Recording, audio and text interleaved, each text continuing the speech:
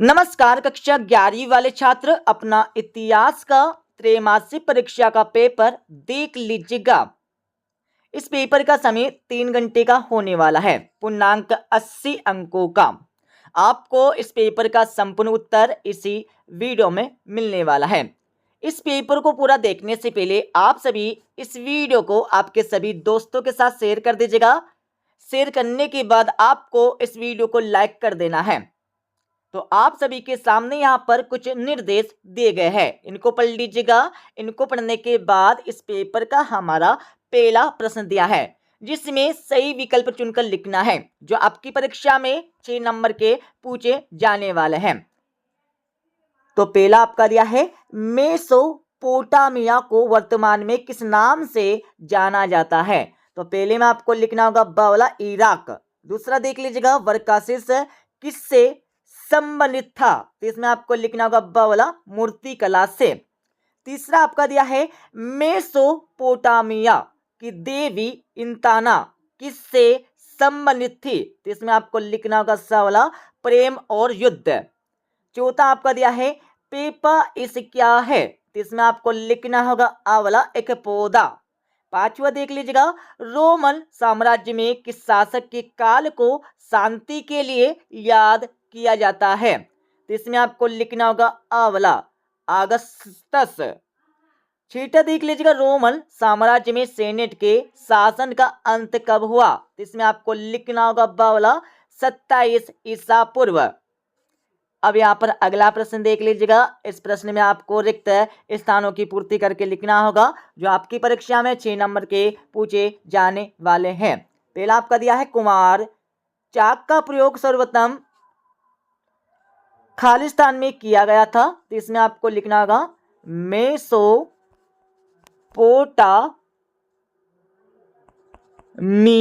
ये आपको लिखना है। ठीक है, लिख लीजिएगा पहले का आंसर। दूसरा देख लीजिएगा, हम्मुराबी खालिस्तान का प्रमुख शासक था। तो दूसरे में आपको लिखना होगा बेबीलोनिया, ये आपको लिखना है। ठीक है, बेबीलोनिया, ये आपको लिखना होगा दूसरे का आंसर। तीसरा देख लीजिएगा, विश्व की प्रथम कानून संहिता का निर्माण किसने कराया था। तो तीसरे में आपको लिखना होगा हम्मुराबी, ये हमारा तीसरे का आंसर हो जाएगा। इसके साथ आपका चौथा देख लीजिएगा, रोमन समाज में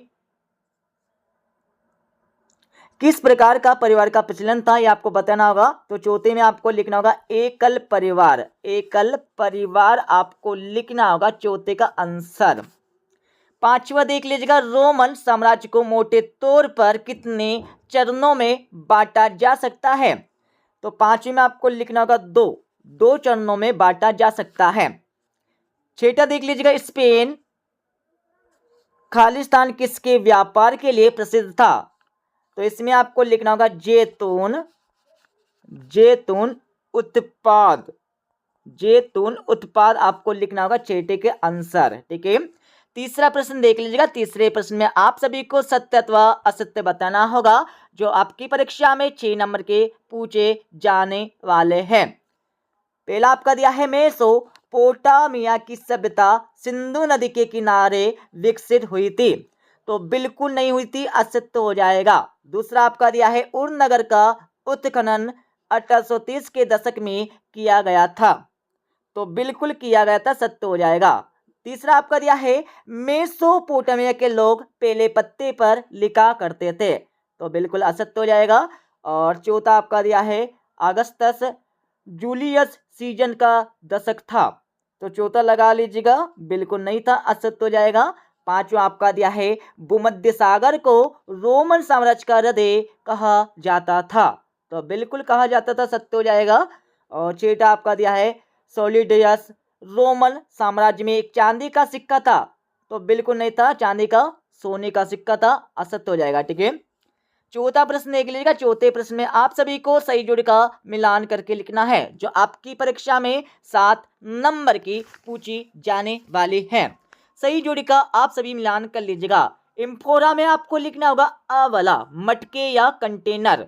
दूसरा आपका दिया है सारगोन, तो इसमें आपको लिखना होगा अक्कादियन साम्राज्य का शासक। सोलिडियस 10 में आपको लिखना होगा सोने का सिक्का और टेसिटस। चौथी में आपको लिखना होगा यहाँ पर क्या लिखना है, फवला आरंभिक साम्राज्य का इतिहासकार। और पांचवा आपका दिया है दिनारियस। तो पांचवी में आपको लिखना होगा चांदी का सिक्का।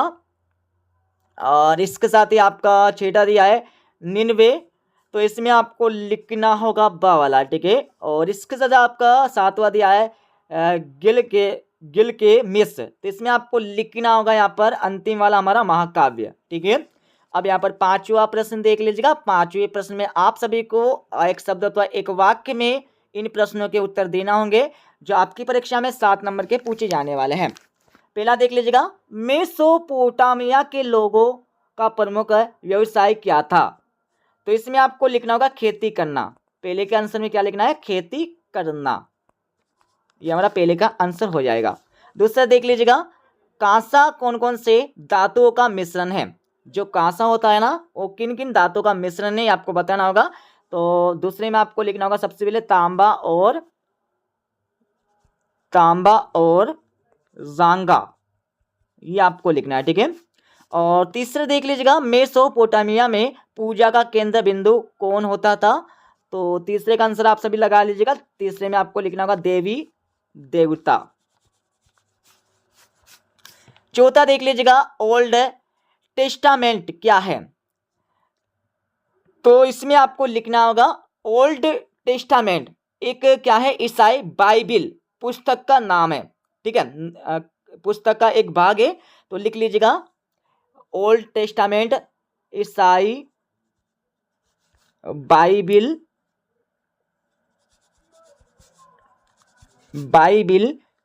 पुस्तक का एक भाग है, ये आपको लिखना होगा यहाँ पर चौथे का आंसर, ठीक है। पांचवा देख लीजिएगा, प्रिंसिपेट की स्थापना किसने की थी। तो पांचवे का आंसर आप सभी लगा लीजिएगा। इसमें आपको लिखना होगा अगस्टस, ये आपको लिखना है, ठीक है। इसके साथ आपका छठा देख लीजिएगा, रोमन साम्राज्य की उत्तरी सीमा का निर्धारण किन नदियों के द्वारा होता था। तो छठी में आपको लिखना होगा राइन, एक तो राइन नदी हो जाएगी, ठीक है, और दूसरी हमारी डेन्यूब नदी हो जाएगी, लिख लीजिएगा। और इसके साथ आपका सातवां देख लीजिएगा, सेंट अगस्तीन कौन थे।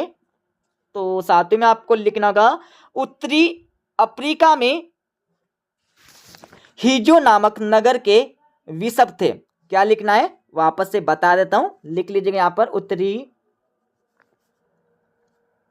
अफ्रीका में हिजो नामक नगर के बिशप थे, ये आपको लिखना होगा यहाँ पर सातवें का आंसर, ठीक है। अब यहाँ पर हमारे 2-2 नंबर 3-3 नंबर एवं 4-4 नंबर के प्रश्न देख लीजिएगा और सभी के उत्तर आपको बताएंगे इस वीडियो के लास्ट में। तो यहाँ पर हमारा छठा प्रश्न दिया है, कीलाकार लिपि क्या है। कीलाकार लिपि क्या है, इसके बारे में आपको लिखना होगा। अतवाला देख लीजिएगा, स्तेपी क्या है, इसके बारे में आपको लिखना है। सातवां देख लीजिएगा, मेसोपोटामिया की खोज कब एवं किसके द्वारा की गई, ये आपको बताना होगा। अथवा देख लीजिएगा, लेखन कला की शुरुआत किस शासक के द्वारा की गई, इसके बारे में आपको बताना है। आठवां देख लीजिएगा, मेसोपोटामिया का सबसे बड़ा या सबसे पहला ज्ञात मंदिर कौन सा था। तो ज्ञात मंदिर का नाम आपको बताना होगा। अतवाला देख लीजिएगा, मेसोपोटामिया के शहरीकरण की कोई 2 विशेषताएं बताना होगा। नौवां देख लीजिएगा, मेसोपोटामिया में अन्य कौन कौन सी सभ्यताओं का विकास हुआ, उनके बारे में आपको लिखना है। अतवा वाला देख लीजिएगा, जिगुरात किसे कहा जाता था, इसके बारे में आपको लिखना है। 10वां दिया हमारा, सीमार का शाब्दिक अर्थ बताओ। अतवा वाला आपका दिया है खोज क्या था, इसके बारे में आपको बताना होगा। 11वां देख लीजिएगा, वर्ष वृत्तांत से आप क्या समझते हैं, इसके बारे में आपको लिखना है। अतवा वाला आपका दिया है रोमन साम्राज्य में गणतंत्र से क्या अभिप्राय था, इसके बारे में आपको बताना है। 12वां देख लीजिएगा, रोमन साम्राज्य को कितने चरणों में बांटा जा सकता है, नाम आपको लिखना है।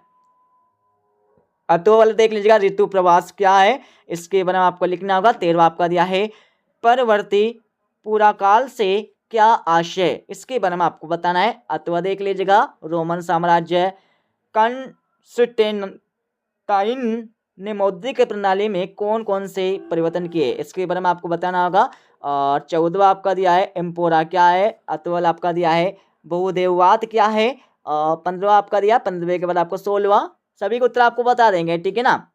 और 17वां देख लीजिएगा, 17वें के बाद आपका 18वां, 19वां, 20वां, 20वीं के बाद आगे हम चलेंगे 21वां देख लीजिएगा, 21वें के बाद आपका 22वां दिया है रोमन साम्राज्य की स्रोत सामग्री कितने भागों में विभाजित की जा सकती है, नाम लिखिए। अथवा वाला आपका दिया है यह कहना क्यों सही होगा कि खाना बदोश पशुचारक निश्चित रूप से शहरी जीवन के लिए खतरा थे, इसके बारे में आपको लिखना होगा। अब 23वां प्रश्न समझ लीजिएगा, दिए गए मानचित्र में निम्नलिखित में से किन चार को दर्शाइए। तो आपको एक मानचित्र दिए जाने वाला पेपर में, ठीक है, बता देंगे आपको मानचित्र, ठीक है, जिसमें इन सभी को आपको दर्शा के लिखना है, ठीक है। कैस्पियन सागर, फारस की खाड़ी, लाल सागर, काला सागर, डेन्यूब नदी, भूमध्य सागर, रोम, राइन नदी, इन सभी को आपको क्या करना है, दिए गए मानचित्र, तो मानचित्र भी देख लीजिएगा, बता देता हूं मैं आप सभी को। तो ये हमारा मानचित्र दिया हुआ है, ठीक है, थोड़ा जूम करेंगे तो इस मानचित्र में आपको क्या करना है, इस मानचित्र में आप सभी को ऊपर दिए गए कितने दिए यहाँ पर देख लीजिएगा, 8 यहाँ पर शायद दिए, तो 8 दिए, तो 8 में सिर्फ आपको 4 को इस मानचित्र में दर्शा के लिखना है, तो इसका उत्तर भी आपको बता देंगे।